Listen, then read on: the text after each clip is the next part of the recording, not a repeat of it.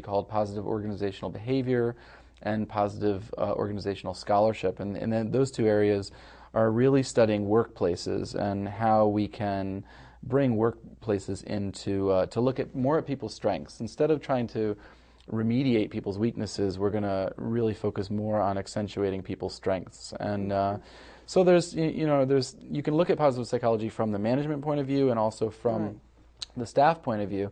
From the management point of view, what you want to do is spend a lot of time thinking about employee recognition.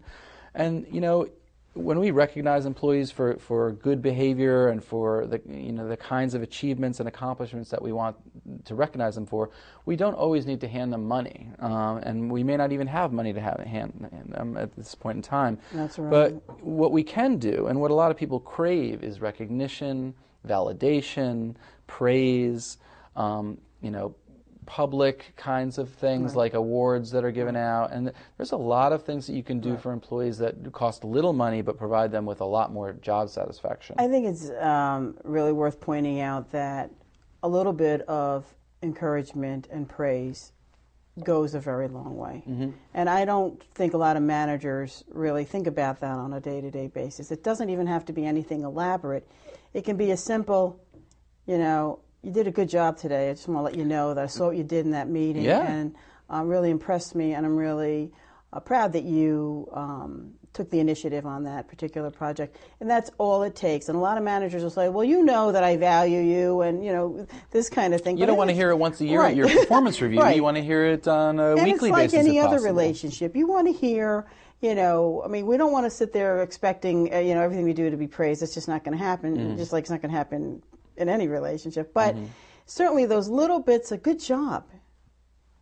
It can really be very powerful for people. Very powerful. I remember a boss told me years ago, you know what, Donna, I really respect the fact that you come in on time all the time. One thing I can say, Donna's always at her desk on time. Reliable, responsible. Yeah, and that really, and it's true, I always valued getting to work on time. And when this manager said this to me, it, as simple as that was, it just made me feel more dedicated, more loyal to the company, and more happy to have him as my manager. So I think that's a good point, that we try to, the performance appraisals, we're always looking at, the negatives, and a lot of times we don't find those positives that really drive people forward. Yeah, we really need that. And, one interesting group of studies that came out recently that surprised me was the fact that after a downsizing or a layoff, companies have huge problems with employee turnover, because basically they feel like the ship is sinking and let me get off now. And so there are people who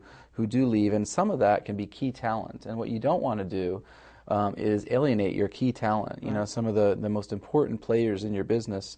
And so you do need to find out what motivates them.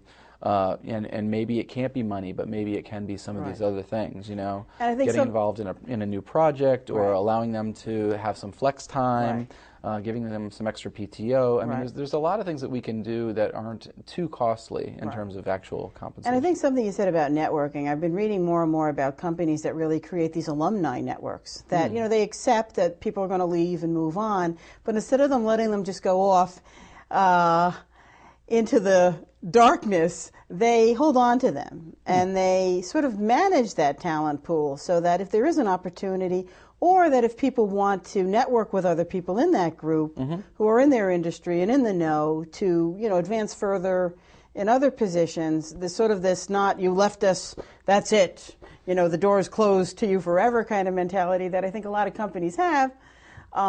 This sort of keeps the flow going and keeps all those people around, so that it's sort of as just in light of this whole positive idea, it just keeps things going in a positive way. Right. Okay.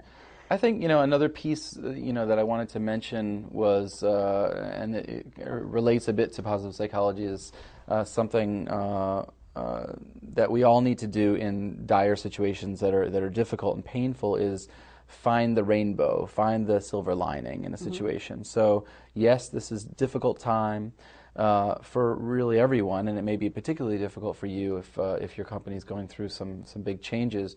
But what can you glean out of the situation that will teach you something, where you, maybe there are some opportunities now that you didn't have before. maybe there's some training that you can get now. They really need someone trained in this area, and you can step up and get that kind of training and take a new role within the company.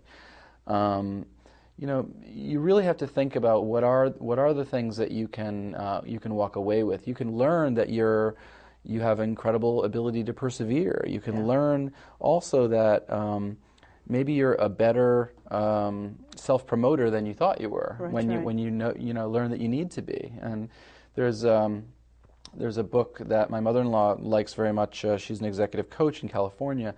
Called Brag, Tooting Your Own Horn Without Blowing It. And it's a nice book by Peggy Klaus, and it just sort of helps people understand that it's important to learn to be able to promote yourself appropriately in situations both inside the company and outside.